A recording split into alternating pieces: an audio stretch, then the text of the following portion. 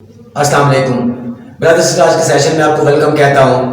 کہتے ہیں کہ اس لیے چل نہ سکا کوئی بھی خنجر مجھ پر، اس لیے چل نہ سکا کوئی بھی خنجر مجھ پر، میری شاہ رگ پہ میری ماں کی دعا رکھی تھی۔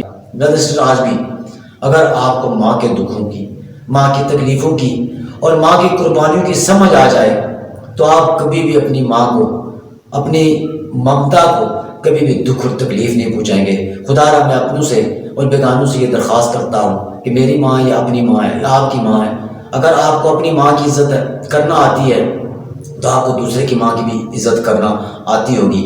اور اگر یہ عزت آپ کو کرنا آتی ہے اور واقعی اندر سے آپ کو دل میں درد ہے تو آپ اس درد کو اگر آپ محسوس کرتے ہیں تو آپ انسان ہیں، ورنہ آپ حیوان ہیں۔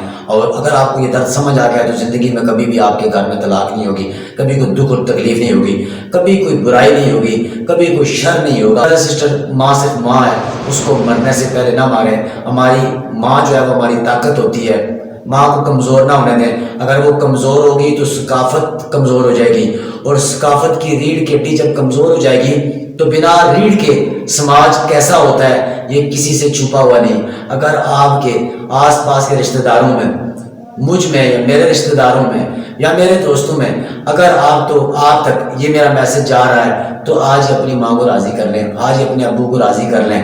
آپ کے پاس سکون بھی آ جائے گا، آپ کے پاس دولت بھی آ جائے گی، آپ کے پاس خوشیاں بھی آ جائیں گی۔ یہ سب کچھ صرف اور صرف ماں کی اور باپ کی بدولت آپ حاصل کر سکتے ہیں۔ سکون صرف ماں کے آنچل میں ہوتا ہے، اور اس آنچل کو برادر سسٹر کبھی بھی بکھرنے نہ دے۔ برادر سسٹر، بس یہی ایک پیغام دے کر آپ سے اجازت چاہوں گا کہ کتابوں سے نکل کر تتلیاں غزلیں سناتی ہیں، ٹفن رکھتی ہے میری ماں تو بستہ مسکراتا ہے۔ تھینک یو ویری مچ، بہت شکریہ، اللہ حافظ۔